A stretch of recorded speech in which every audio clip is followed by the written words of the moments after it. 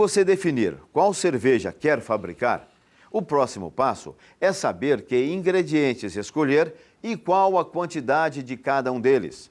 Como você já aprendeu, existe um padrão para a fabricação da cerveja, mas alguns detalhes são específicos de cada estilo. É necessário também que você saiba esses detalhes. Então, como vamos definir os ingredientes e os detalhes de fabricação para chegarmos ao resultado esperado? Existem dois caminhos. Um caminho é partindo de uma receita estabelecida, selecionando uma das inúmeras receitas disponíveis na internet ou disponíveis no livro que acompanha o curso. Uma outra maneira é entrando em programas e sites na internet, onde você pode selecionar o tipo de cerveja, selecionar as características dos atributos que nós conversamos há pouco e, através desses links, você estabelecer as características que devem ter cada um dos componentes de matéria-prima, processo, tempo de fermentação, tempo e temperatura de maturação. Se você vai começar agora, o melhor processo é através de uma receita já estabelecida, de um passo a passo, como uma receita de bolo, por exemplo. Agora, se você quer avançar em cervejas mais elaboradas, você pode já partir para o sistema de fórmulas calculadoras através da internet.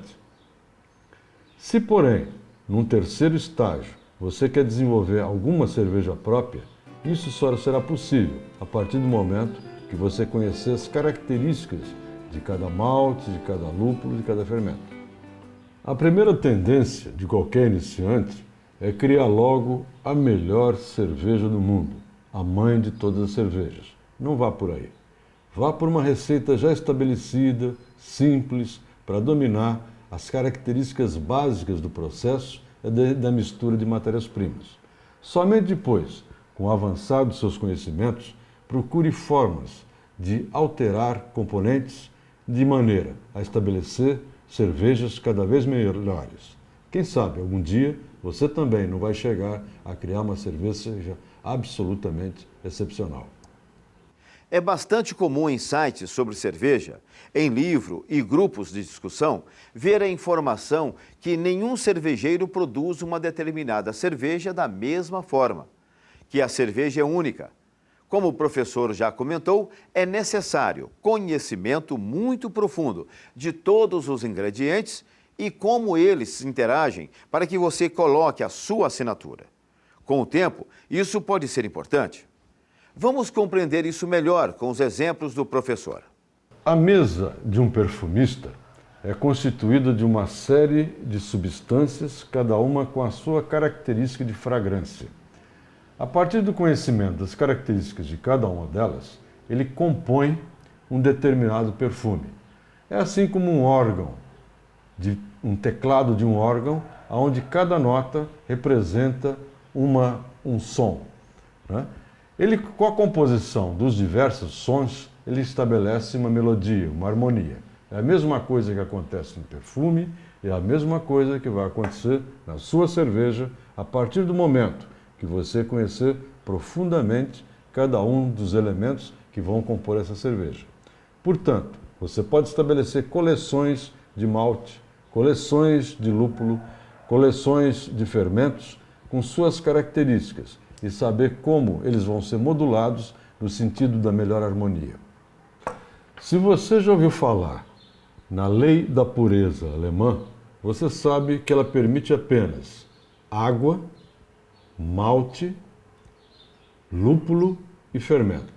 No entanto, a escola, principalmente a escola belga, ela estabelece uma gama de outros elementos, condimentos como erva doce, pimentas, mel, enfim, uma gama muito grande de elementos que podem ser adicionados, estabelecendo novas características a essa cerveja. À medida que seus conhecimentos avancem, você pode agregar novos aditivos naturais, como condimentos ou outras fontes de açúcar, estabelecendo uma alma, uma personalidade, uma característica própria da sua cerveja. Entre os elementos que se utilizam são condimentos, outros utilizam rapadura, açúcar mascavo, alguns utilizam inclusive abóbora como fonte de açúcares. Como desenhar uma cerveja é bastante difícil, assim como definir os seus ingredientes. Vamos partir de uma receita pronta para a fabricação. Eu vou escolher aqui uma cerveja, uma Lager Pilsen, que é uma das cervejas mais comuns. Para um apronte de 100 litros, quer dizer, para uma batelada de 100 litros, e você pode multiplicar ou dividir pela batelada que você pretende fazer, partindo então de um apronte final de 100 litros, nós vamos utilizar uma fonte de açúcares, malte, no caso malte Pilsen, a quantidade de 20 quilos nesse caso, ou seja, aproximadamente 20% do apronte em termos de peso. Nós vamos utilizar lúpulos, 50 gramas de lúpulo amargor, adicionados no início da fervura, e 50 gramas, no caso, de lúpulo aromático, adicionados a 10 minutos do fim da fervura. Caso contrário, os aromas se perdem durante o processo de fervura. Com isso, nós devemos obter uma densidade original na faixa de 1022 a 1060. Para estes 100 litros, são necessários 20 quilos de malte do tipo Pilsen, ou seja, 20% do apronte em termos de peso. Se você fosse fazer 300 litros, a quantidade seria de 60 quilos. Quanto ao lúpulo, vamos utilizar somente um tipo, o lúpulo Cascade. Mas serão utilizados 300 gramas como lúpulo amargor, adicionado no início da fervura, e 125 gramas como lúpulo aromático, adicionado a 10 minutos do fim da fervura. A levedura a ser utilizada é a Saflager W3470, na base de 92 gramas. Veja que a receita possui também indicações da fabricação, que você entenderá melhor mais à frente no curso. Esses fermentos são adicionados para uma primeira fase de reprodução, que leva em torno de 18 a 22 horas. Entra em seguida na fase de fermentação, quando acaba o oxigênio, então eles vão produzir todos aqueles componentes maravilhosos de aromas, de sabores da cerveja, além da atenuação, ou seja, da transformação dos açúcares em álcool, CO2 e água. Ao final desse processo da fermentação e do processo posterior da maturação, que é para a transformação de algumas substâncias em outras, estabilizando os sabores, você deve ter em torno de 4 a 5% de álcool na unidade ABV. Esse álcool é função da diferença entre a densidade final, que deve estar em torno de 1010 a 1015, menos a densidade original. Ou seja, a densidade original é o que contém de açúcar. A densidade final é aquela que contém açúcar depois, sólidos totais, depois da fermentação, né?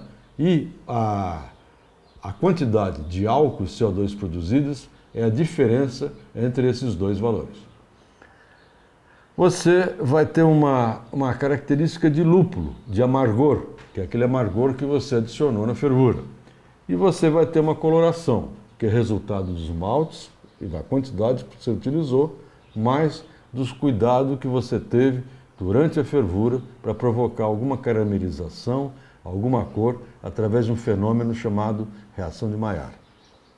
Depois que você definiu a cerveja, sempre antes de iniciar, confira se você tem todos os ingredientes necessários.